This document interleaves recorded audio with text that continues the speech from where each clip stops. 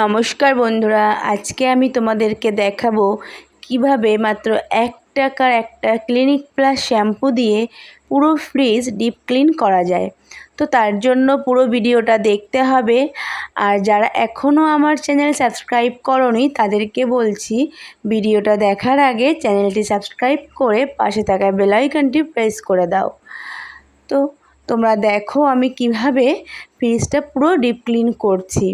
দেখো, প্রথমেই আমি ফ্রিজের যত পার্টস আছে পার্টসগুলোকে খুলে নিয়েছি, খুলে আলাদা করে রেখে দিয়েছি। দেখেছো, যেহেতু আমার ফ্রিজটা প্রায় 5 দিন মতন বন্ধ রয়েছে, মানে খারাপ হয়ে গেছে, হঠাৎ করেই দেখি ফ্রিজটা চলছে না। তো দেখো, সেই কারণে ফ্রিজটা দেখেছো কতটা নোংরা হয়ে গেছে। তোমরা দেখতে পাচ্ছ নিশ্চয়ই কতটা ফ্রিজ নোংরা হয়েছে। আর অনেক দিন ডিপ ক্লিন হয় না, এমনি পরিষ্কার হয়, কিন্তু এইভাবে কোনো দিন বলছি কেন, অনেক দিনই করা হয় না। মাঝে মাঝে এমনি পরিষ্কার করে নিই, ক্লিন করে নিই, হয়তো একটু ভেতরটা ভালো করে পরিষ্কার করে নিলাম, কিন্তু এইভাবে ডিপ ক্লিন খুব কমই করা হয়। ঠিক আছে, তো আজকে আমি ডিপ ক্লিন করব মাত্র 1 টাকার ক্লিনিক প্লাস শ্যাম্পু দিয়ে। তো দেখো, এই যে প্রথমে যে শুকনো নোংরাগুলো ছিল, একটা পরিষ্কার কাপড় দিয়ে আমি সেই নোংরাগুলোকে ফেলে নিলাম বা মুছে নিলাম।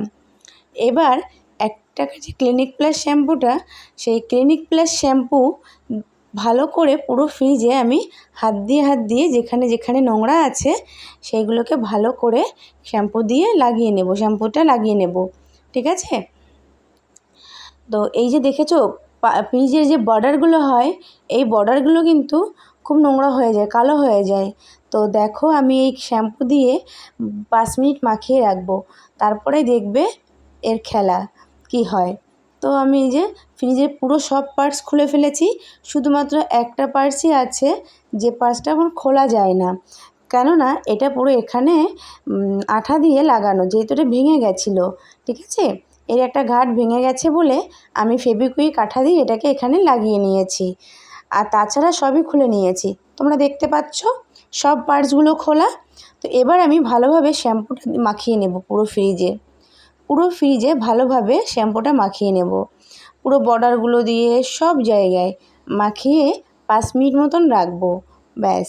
তারপরে জল দিয়ে ন্যাকড়া দিয়ে সুন্দর করে মুছে নেব। দেখো, তোমরা সঙ্গে থাকো আর আমি কিভাবে পুরো ফ্রিজটা ক্লিন করছি তোমরা দেখতে থাকো। ওকে।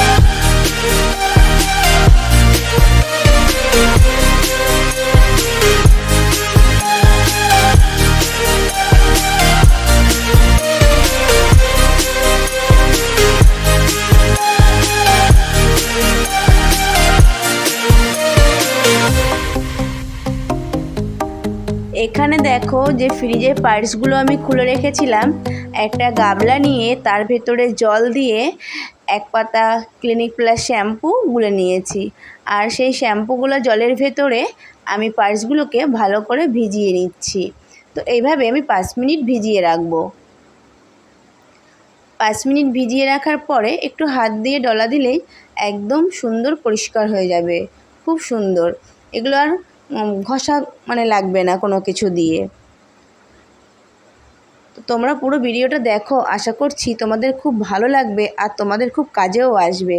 আমরা তো অনেকে অনেক রকমভাবেই ফ্রিজ পরিষ্কার করে থাকি, তো আমার মতন এইভাবে তোমরা একবার ফ্রিজ পরিষ্কার করে দেখো, আশা করছি ভীষণই উপকার হবে। দেখো ফ্রিজ তো আমরা মাঝে মাঝেই পরিষ্কার করি, তাই না? কিন্তু এইভাবে তো ডিপ ক্লিন তো করা হয় না। ডিপ ক্লিন হয়তো বছরে 2বার হয় করা, ঠিক আছে? সমস্ত পার্টস খুলে হয়তো 2বার করলাম। আর তাছাড়া তো ফ্রিজ মাঝে মাঝেই হয় পরিষ্কার। তো এইভাবে কিন্তু বছরে 2বার অবশ্যই করা উচিত ফ্রিজ পরিষ্কার, ঠিক আছে? তাহলে ফ্রিজ ভালো থাকে। তো তোমরা সঙ্গে থাকো আর পুরো ভিডিওটা আমার একদম প্রথম থেকে শেষ পর্যন্ত পুরো ভিডিওটা দেখতে থাকো, ওকে?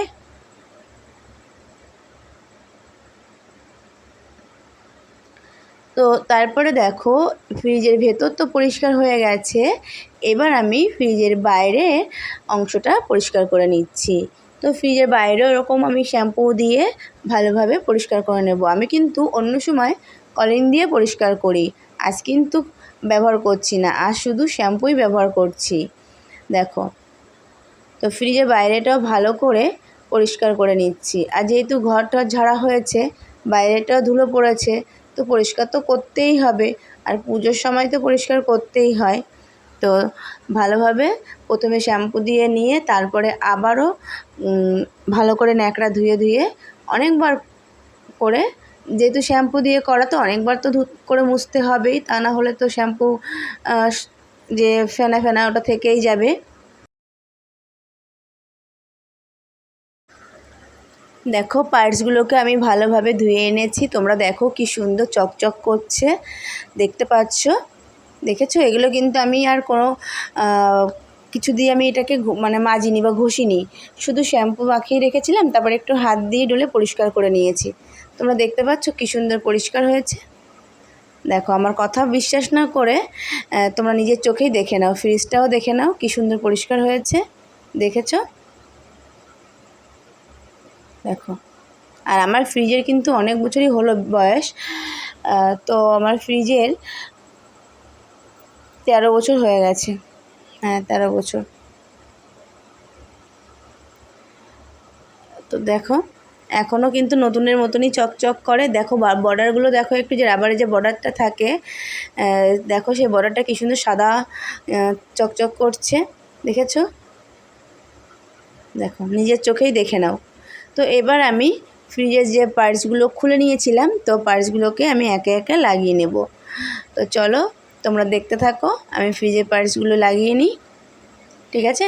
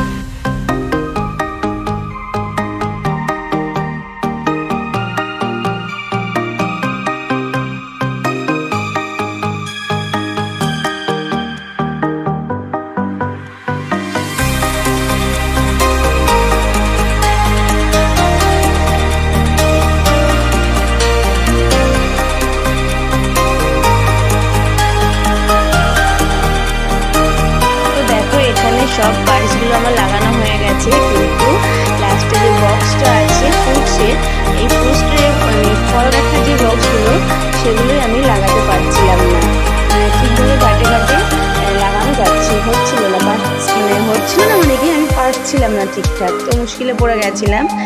তো চেষ্টা তো চালিয়ে যেতেই হবে, সাকসেস তো আমি হবই, যেহেতু আমি আগেও করেছি এটা। এই তো নতুন না যে নতুন করছি, তাই না? আগে তো অনেকবার হয়ে গেছে ফ্রিজে খুলে পরিষ্কার করা, যেহেতু ফ্রিজের বয়সে এত বছর, তাই না? করবো তো বটেই। যাক, মানে ঠিকভাবে ঘাটে ঘাটে মিলছেও না বলে হচ্ছিল না, তো পারবো তো আমি বটেই, চেষ্টা করে যাই। তো তোমরা দেখতে থাকো।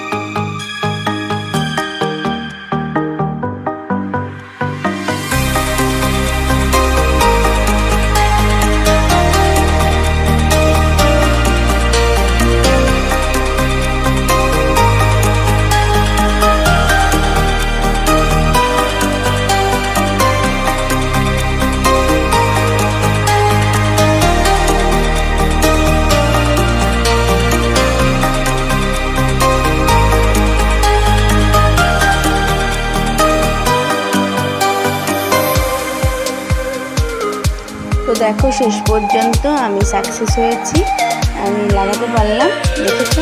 তো সব তো আমার কমপ্লিট, ফ্রিজ পরিষ্কার করে সমস্ত পার্টস লাগানো হয়ে গেছে। তোমরা দেখে নাও, দেখেছো কত সুন্দর সাদা, মানে কত সুন্দর হয়েছে পরিষ্কার। তো আর ম্যাটগুলো যে ফ্রিজের ভেতরে যে ম্যাটগুলো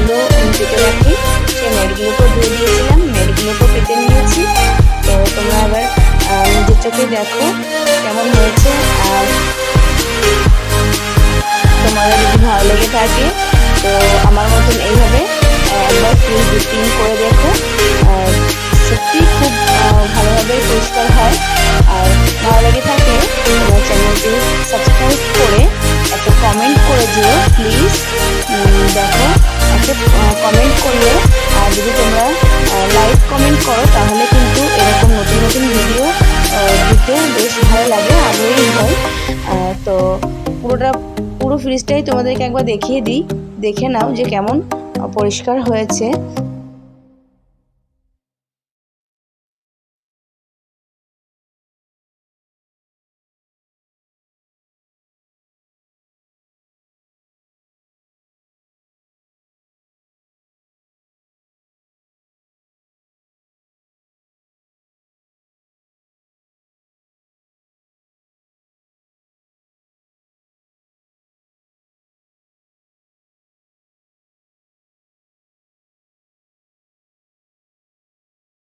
তো আমার পুরো একদম কমপ্লিট হয়ে গেছে ফ্রিজ পরিষ্কার করা, মোছা সব কিছু। তো তোমরা দেখে নাও একবার। আর ভিডিওটা ভালো লেগে থাকলে অবশ্যই লাইক কমেন্ট শেয়ার করে দিও। Tata bye.